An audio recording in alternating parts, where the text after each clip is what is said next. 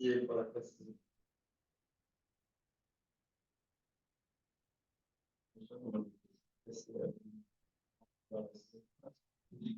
Ah ouais. C'est vraiment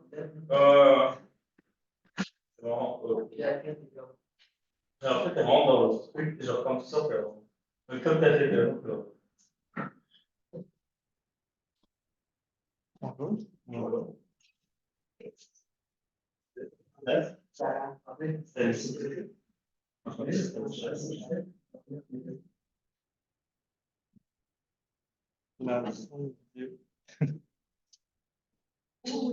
Ok, on veut pour la zone vidéo. On peut prendre la manette? Ouais, aussi. Parfait. Je vais juste vous faire une petite mot. La durée de la présentation va se situer entre 13 et 15 minutes. Un point sera réduit par tranche de 30 secondes, manquant ou supplémentaire. Tous les membres de l'équipe doivent parler pendant la présentation. Si cela n'est pas respecté, une pénalité de 5 points sera déclenchée à la main. Tout au long de la présentation, je présenterai des cartons dans les airs afin de montrer le temps restant. Je présenterai un carton lorsqu'il restera 10 minutes, 5 minutes, 1 minute, et un demi-carton lorsqu'il restera 30 secondes. Je ferai un décompte à l'aide de mes mains pour les 10 dernières secondes de la présentation. La présentation sera suivie par une période de questions des juges d'une durée maximale de 5 minutes. Vous êtes évalué dès le début jusqu'au dernier moment passé avec les juges dans le temps de présentation. Alors, je laisse maintenant les juges se présenter. Ensuite, vous pouvez commencer d'accepter. Allô, moi c'est Axel Berthelot, je suis chargée de projet en technologie de l'information et je complète aussi mon Je m'appelle Stanislas Carpentral, je suis vice-président au développement des affaires et des opérations de l'ASR et aussi étudiant au baccalauréat ici. Alors, là, je suis vice-président interne de le Parasite. Ouais, enchanté. Enchanté. Donc, on se présente des consultations FLR. Aujourd'hui, je suis en présence de mes collègues Philippe et Rémi, moi-même Laurent. Aujourd'hui, on va vous présenter un peu la résolution, la solution qu'on a trouvée pour la problématique. Je vais commencer par le plan de la présentation. Philippe va commencer par présenter l'organisme, vous connaissez déjà très bien. Je vais ensuite embarquer avec le mandat, puis on va parler du café et de la structuration. L'analyse, on va faire l'analyse de l'environnement interne et externe, donc le FFOM. On va aussi analyser les risques et les contraintes en lien avec notre solution. Et Rémi va conclure la présentation. Donc, pour vous, à l'ASL, votre mission, ce que vous avez, c'est de promouvoir Oui, de promouvoir l'implication et le développement de la vie étudiante. vous, votre vision, c'est de... C'est d'amener la faculté vers le développement durable. Puis, vous avez des valeurs qui sont très incrustées auprès de l'ASL, qui est vraiment l'engagement social, communautaire, le développement durable, qui est vraiment très, très, très important de nos jours, mais aussi pour l'ASL. Puis, c'est vraiment l'inclusivité et la rigueur au sein de l'organisation et aussi de la vie étudiante. Donc, avec les documents que vous nous avez partagés, on a déterminé que le mandat, c'était de mettre en place un café éco-responsable. Mais nous autres, on a vu ça un peu plus loin. On a vu que vous voulez vraiment un endroit de regroupement, d'inclusion pour que les élèves, les étudiants se sentent dans une place, dans le fond, sécuritaire où ils peuvent penser à autre chose que l'école. Donc, c'est pour ça qu'on a amené la Capital Café. C'est quoi ça, le Capital Café? C'est un endroit de relaxation pour les élèves. Donc, ça permet aux élèves de discuter, de socialiser, tout en ayant une approche environnementale à tout ce qui est en lien avec le café. Ensuite, qu'est-ce qu'on retrouve dans le café? On retrouve des poufs, des livres et bien sûr du café. Donc, pour bien que les étudiants soient à l'aise, il va aussi avoir de la musique et des podcasts pour une ambiance sympathique. On va faire aussi des partenariats avec des fournisseurs locaux de café. Donc, bien sûr, le Capital Café, qui est carrément une grande organisation, va avoir besoin de plusieurs choses, mais aussi va avoir plusieurs points clés pour fonctionner. Donc, premièrement, on va instaurer une politique avec des articles promotionnels réutilisables. Donc, évidemment, on a déjà les articles promotionnels, comme par exemple les tucs, les casquettes et les vêtements. Donc, nous, ça serait principalement des tasses à café réutilisables avec le logo du Capital Café. Donc, ces tasses-là vont avoir plusieurs utilités dont je vais vous parler justement dans cette même diapositive-là. On va avoir une cabine photo avec un code QR situé près du Capital Café. Puis, la cabine photo va avoir un peu un aspect original. Donc, elle va avoir la forme de la tasse de café qu'on va avoir distribuée pour donner un petit peu plus d'attrait pour les étudiants. Puis, le code QR va servir à ce que quand quelqu'un publie une photo dans la cabine photo, on va pouvoir la republier avec notre page Instagram, que vous avez quand même relativement une bonne visibilité à l'ASL. Donc, on va pouvoir utiliser votre compte Instagram et votre compte Facebook pour faire la promotion du Capital Café à l'aide des photos des étudiants. Ensuite, étant donné qu'on vise le développement durable, l'économie circulaire, les rejets de café dilués, donc les cafés qu'on a utilisés, pas de problème, vont pouvoir servir d'engrais. En effet, le café utilisé peut servir d'engrais, puis est même très, très bon pour le développement de la plante. Donc, on n'a pas de rejet à ce niveau-là. Ensuite, la bourse de l'étudiant vert. Donc, je vous explique un petit peu ce concept-là qu'on a élaboré. Donc, la tasse, chaque fois que quelqu'un va s'en servir, ça va être enregistré directement avec son nom, puis ça va lui donner une entrée à la participation de la bourse. Donc, chaque fois qu'il va réutiliser sa tasse, on lui donne comme un espèce de retour en lui donnant une participation à la bourse. Puis à la fin de la session, on peut effectuer un tirage puis remettre une bourse en argent pour remercier, puis inciter les gens aussi à faire un tournage plus écologique en utilisant des produits réutilisables comme notre tasse. Puis finalement, à chaque fois qu'on va servir 10 cafés dans une de nos tasses à nous, ben, chaque fois qu'on va servir 10 cafés, on va faire un don de 10 sous à Arbre Canada. Arbre Canada, c'est une OBNL canadienne qui vise à planter et entretenir les arbres partout dans le Canada, donc dans toutes les provinces. Puis, c'est autant en milieu rural qu'urbain. Donc, eux vont viser à ce que les arbres soient en bonne santé, qu'il y en ait assez, puis la régénération aussi. Donc, un arbre qui est trop vieux, on va en planter un nouveau. Donc, encore une fois, niveau écologique, c'est vraiment une stratégie qu'on va pouvoir pousser, mettre de l'avant, puis qui va donner un certain intérêt auprès des étudiants à faire un tournage vert aussi. Donc, on vous a listé quelques partenaires clés à nos stratégies.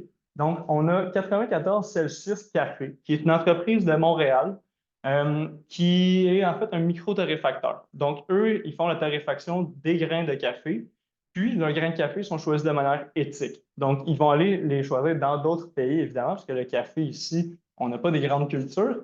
Par contre, ils vont choisir vraiment des entreprises qui respectent des normes éthiques, donc les normes, par exemple, les normes ESG. On va s'assurer vraiment des bienfaits des entreprises qui font la culture. Ensuite, le complexe des serres de haute performance, qui est affilié avec l'Université Laval, vont pouvoir utiliser les résidus de café comme engrais dans les serres. Donc, à ce niveau-là, on a déjà un partenaire qui va pouvoir réutiliser les pertes du café. Puis, Arbre Canada, qui se trouve aussi à être une sorte de partenaire parce que ça va donner de la visibilité. Donc, Arbre Canada, c'est grand. Puis, de faire des dons à cette entreprise-là, bien évidemment, ça donne une bonne vue de l'Université Laval. Ensuite, niveau structure du café, le Capital Café, c'est certain qu'il faut penser au côté organisationnel du café. Donc, on a pensé à implanter une structure matricielle. Donc, de prendre des gens du conseil exécutif, puis que ce soit directement eux qui fassent l'administration du café. Donc, par exemple, un associé ou quelqu'un qui est sous la vice-présidence pourrait s'occuper de faire le contrôle financier, puis ça pourrait être vérifié ensuite par un membre de la présidence, donc un des vice-présidents, comme pour auditer ce que l'adjoint a fait. Puis, en plus de ça, on l'a vu avec la dernière cafétéria qu'il y a eu par la salle, on avait eu un problème au niveau salarial. On avait eu un problème au niveau des employés. Donc, nous, notre café serait opéré par des étudiants qui sont soit en pause ou qui ont des journées sans cours.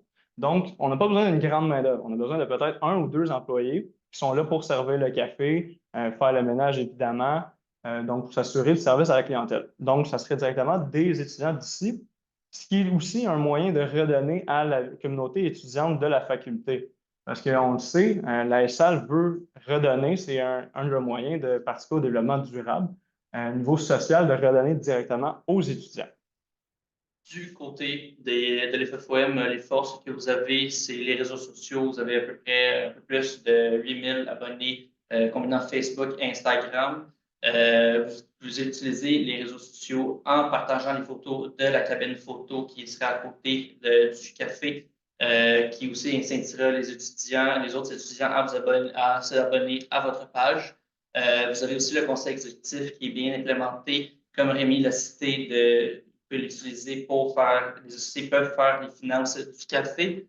Vous avez déjà un budget bien établi pour les bourses que vous avez, ce qui revient à la bourse de l'étudiant vert avec les points de l'utilisation de la tasse réutilisable. Et vu que la ASAL, existe depuis déjà 60 ans, vous avez déjà une bonne reconnaissance à l'Université Laval. Donc, ce qui aide à aussi faire une bonne reconnaissance du café, du capital café. Donc, ensuite de ça. Oui, excusez. Donc, pour les erreurs à éviter, pour les heures d'ouverture, la SR peut faire un sondage parmi les étudiants pour avoir une bonne idée de quelle heure d'ouverture ils désirent que le café soit ouvert. Vous devez aussi garder une bonne qualité des produits que vous avez déjà, mais qui peuvent continuer à être bien. Dans le fond, ce qu'on veut dire par là, par la qualité des produits, c'est de s'assurer que notre fournisseur nous offre un produit de qualité, mais étant donné qu'on sélectionne un fournisseur qui est québécois, par exemple 94 Celsius, on va pouvoir déjà faire un contrôle qualité avant de faire affaire avec lui. Aussi, le site web qui n'était pas mis à jour depuis 2019, qui t'envoie d'être mis à jour, puis faire aussi une nouvelle mise à jour pour mettre en place des promotions pour le Capital Café. Et je vais donner la parole à Laurent pour les points externes. Donc, au niveau des opportunités, on a vu qu'on a des articles promotionnels. Donc, ça, on a utilisé ça, Rémi, comme le mentionnait tantôt, avec les tasses qui offrent des rabais et qui sont réutilisables par les élèves. On a aussi une augmentation de la visibilité par le fait des réseaux sociaux et en plus des cabines de photos. Ça va donner de la visibilité, surtout sur les réseaux sociaux, parce que toutes les photos vont être publiées sur vos plateformes en ligne. Donc, il y a un sentiment d'appartenance. C'est une menace. C'est tout le temps un risque pour quand on lance un gros projet comme ça. Mais on peut le mettre de côté pour ce projet-ci parce qu'on a beaucoup incité le projet du café sur le bien-être des étudiants. Ensuite, au niveau des fournisseurs, comme Rémi l'a mentionné tantôt, on fait affaire avec des fournisseurs québécois, des torréfacteurs québécois, ce qui encourage un peu, il y a comme un esprit de collaboration entre deux entreprises québécoises. Bien évidemment, quand on lance un projet comme ça, il faut penser aux risques et aux contraintes qui nous limitent. Donc, évidemment, il y a des risques qui sont liés à la concurrence, aussi directs qu'indirects elle peut être. On pense par exemple à Sodexo. Donc, oui, on a l'intention de faire un partenariat avec eux puisqu'ils sont implantés pendant 3 ans pour leur contrat. Donc, oui, évidemment, s'ils sont ouverts à faire un partenariat avec nous, on peut oublier ce risque-là, cette contrainte-là. Par contre, s'ils ne sont pas trop ouverts à l'idée, puis qu'ils voient qu'on s'accapare un peu les parts de marché dans l'école, bien évidemment, ils pourraient nous mettre un peu les bâtons dans les roues, comme on dit. Puis, niveau financier, bien, c'est certain que pour ne pas faire comme Prolo Inc., il va falloir faire attention à ce niveau-là. Donc, c'est pour ça qu'on voulait prendre des gens du conseil exécutif qui sont déjà dans l'école, qui sont au courant de comment ça se passe quand même à l'Université Laval, pour faire la gestion de ce projet-là. C'est un projet d'envergure, donc on ne voudrait pas que pour quelques petits pépins financiers, on perde notre projet. Donc, on veut que ce soit un projet qui perdure dans le temps. Donc, pour conclure un peu notre présentation et notre projet, il y a plusieurs caractéristiques à ce projet-là. On pense surtout à l'innovation. Donc, c'est un projet qui va rassembler plusieurs domaines, autant dans l'éco-responsabilité que dans le développement durable. Ensuite, c'est un projet qui va être structuré, donc administré par le conseil exécutif. Ensuite, c'est audacieux quand même de voir aussi loin. Donc, c'est une des caractéristiques du projet. Puis, c'est plutôt créatif puisqu'on axe vraiment beaucoup sur le développement durable et l'économie circulaire. Ensuite, niveau avantage, bien assurément, on encourage le local. C'est important. Au Québec, on est une petite nation, mais on veut encourager quand même nos proches puis les entreprises environnantes. Aussi, on se veut d'être inclusif, donc oui pour les entreprises, mais surtout pour nos étudiants ici. Donc, c'est bien important que nos étudiants, quand ils vont aller justement au Capital Café, on veut qu'ils se sentent à leur place puis un grand sentiment d'appartenance. Puis, finalement, ce qui est le plus important pour la SAL, c'est vraiment de réduire l'empreinte écologique. Donc, on le fait en redonnant nos déchets, puis en utilisant des produits réutilisables. Aussi, de vraiment de conscientiser les jeunes d'aujourd'hui, donc notre clientèle cible qui est principalement les 18 à 25 ans, de les conscientiser à ce que plus tard, ils veulent prendre des mesures, pardon, pour justement aller plus loin dans le temps, puis être plus éco-responsables. Et également, aujourd'hui, les universités, on le sait, c'est difficile de se différencier. Donc, un projet comme ça peut montrer qu'on a des bonnes valeurs ici à l'Université Laval, puis ça pourrait inciter certains étudiants à choisir l'Université Laval pour leur programme d'études. Merci de nous avoir écoutés. C'était les consultations FLR par Rémi Réopel, Philippe et moi-même, Laurent Dupuis. Merci beaucoup. J'aurais une première question. Oui. Est-ce que vous pouvez nous parler un petit peu du budget? Oui. Niveau budget, on a vu que vous avez environ un budget de 100 000 à investir dans ce projet-là. Donc, le projet, c'est certain que niveau construction, aménagement, on n'avait pas tellement de données pour l'aménagement du café. On ne sait pas si on a déjà des installations de fait ici à l'Université Laval. Par contre, on a vu que niveau loyer, il y avait eu quand même une baisse très, donc 1 de loyer, c'est quand même pas, c'est très bas, donc cette charge-là est très diminuée. Ensuite de ça, on a vu que oui, possiblement que ça passerait, que ce serait un pourcentage des revenus qui serait utilisé. Donc, à ce niveau-là, il faudrait voir selon le pourcentage si on est capable de couvrir ces charges-là. Ensuite, niveau salarial, c'est certain qu'il y a un ou deux employés. Puis, dans l'université, les salaires, j'imagine que ça tourne aux alentours de 18 peut-être à 20 de l'heure pour un employé qui va être au service ici. Donc, il y a cette charge-là aussi qui va s'appliquer. Ensuite, c'est vraiment de choisir selon ce que vous, à l'Université Laval et la SAL, vous êtes prêts à investir niveau marketing. Donc, c'est certain qu'une cabine photo, on peut aller en faire une qui est très réaliste ou on peut passer à quelque chose de plus petit qui va s'auto-suffire. Donc, les publicités vont nous ramener un certain coût de revient, puis on va pouvoir utiliser cet argent-là pour améliorer la cabine photo. Puis finalement, ben, c'est certain que les fournisseurs, ça va être de voir avec eux les produits en vrac pour les quantités de café, comment on pourrait ajuster ces charges-là pour nos coûts variables, justement, de la tasse de café. Donc, par tasse de café, combien est-ce qu'on pourrait dégager de marge à ce niveau-là? Donc, ça va être de vraiment évaluer ce niveau-là. Si ça vous intéresse, on pourrait séduire peut-être une autre rencontre pour aller plus loin sur l'aspect financier avec notre expert comptable dans cette prochaine rencontre. Ouais, moi j'aimerais parler en fait de ça va prendre combien de temps pour cette projet-là? Période d'un an, 6 mois? Je peux y aller. Écoutez, on n'a pas donné une date précise, mais on sait que des gros projets de même, ça ne se fait pas le lendemain. On le sait, comme ça ne s'est pas fait en un jour, comme on dit bien dans la fameuse le dicton. Donc, on prévoit peut-être sur un an l'approche des installations, comme le photobooth, la création un peu de la recherche et développement pour faire tout ce qui est les produits annexes comme la tasse de café. Ensuite, qu'est-ce que je pourrais passer donc? Aussi l'installation du local, l'achat des poufs. Tout ça, c'est sûr que ça va prendre une période de temps. On ne l'a pas déterminé encore, mais on est conscient. On pourrait aussi en parler dans une prochaine rencontre.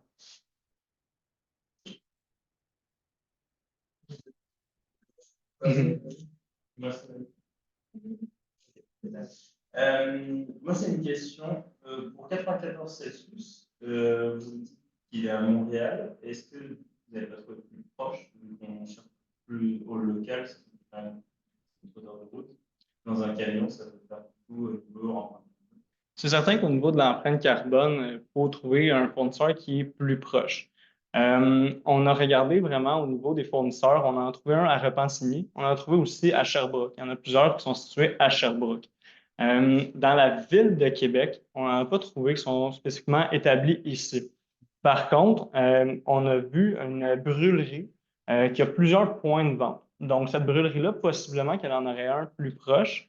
Par contre, on ne s'est pas trop étalé sur la recherche du fournisseur. Pourquoi? Parce que le café, le grain, quand il n'est pas encore ouvert ou qu'il est encore dans un sachet hermétique, se conserve quand même longtemps.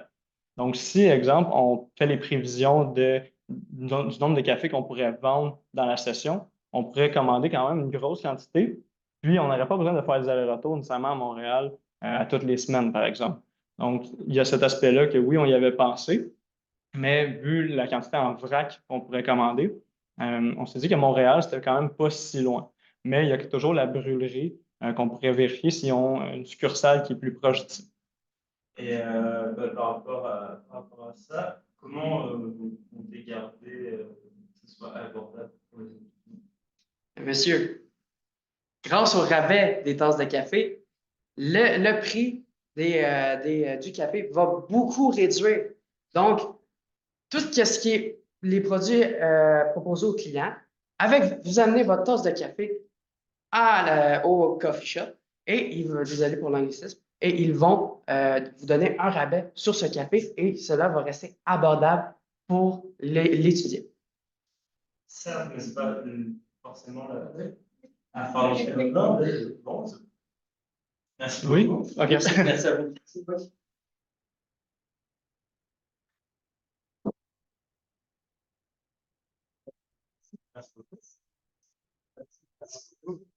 Merci.